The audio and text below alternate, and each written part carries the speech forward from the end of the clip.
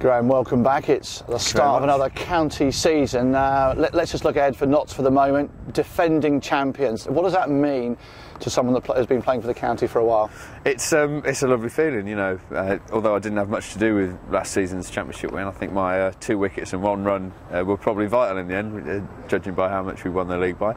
It's great when your club wins the county championship. You're as proud as anyone, and I think me and Broady last year in our hotel room in London, watching it all unfold on TV, we're probably making noises that most Londoners have never heard. Certainly Surrey and Middlesex fans haven't heard for a while. It's obviously a great mix. You mentioned yourself and Stuart there, of course, now, and you're also now Ashes winners as well, and you're bringing back a wealth of experience, we'll touch on that in a moment, to this team here. So really, the outlook for the summer is looking good, and now a chance to play a bit of county cricket as well. Yeah, I mean, I think last year we won the championship, and not all the team were firing on all cylinders. I think certainly with the bat, there's probably 4 or 5 guys who really feel like they should contribute more. So if they come to the party this year, then there's no reason why it can't be an even better season, because you know, the strength and depth in the bowling department's there for all to see. With the notable loss of Ryan Sidebottom, which is going to be a hard void to fill, but you know, there is strength in depth. So like I say, if the batters come to the party this year and Alex Hales scores some runs despite being such an idiot, it could be a very good season. Yeah, the weather's pretty thin up there, isn't it, where he is? But again, mixture of cricket for the summer again. Yes, there's a championship. There's also the Clydesdale Bank 40 and the 2020.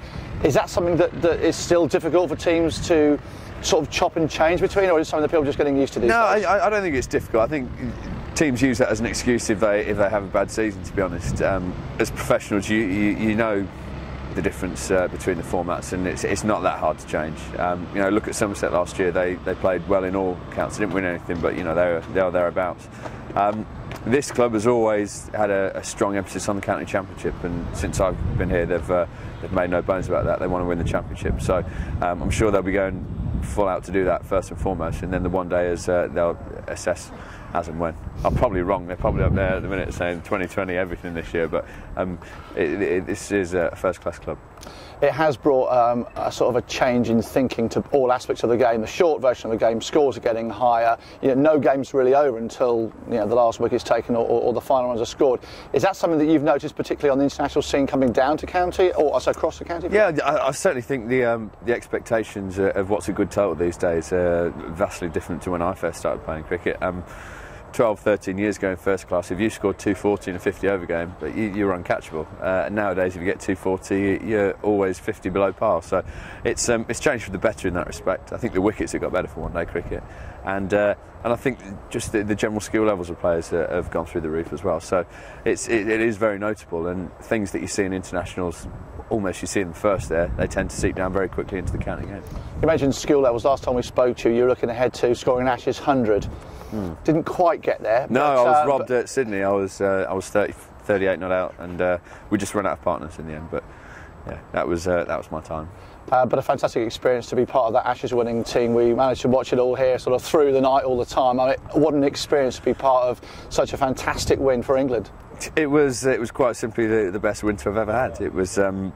You know, everything went right. Even the match we lost at Perth seemed to make it all the more sweet when we came back and won the Melbourne and Sydney Test matches. So yeah, it was a perfect winter. It was great to be a part of, and it's made me very hungry to experience that again. Were you surprised by the 3 games to be won by an innings? Was that something that was just something that just it all came together, or were Australia having an off day? No, it all came together for us.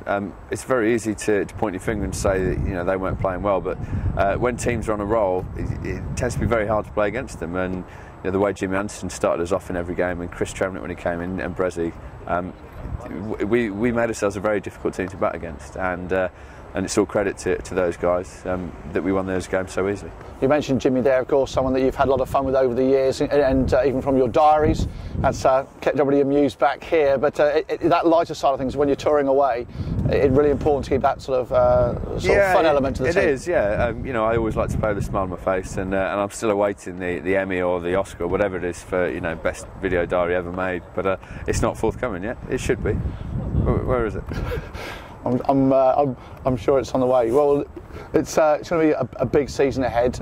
Any particular targets that you're aiming at yourself, or is it just a case of play as much cricket and as many wickets? Yeah, I never set targets. I think, but I've just never bothered. I don't know why.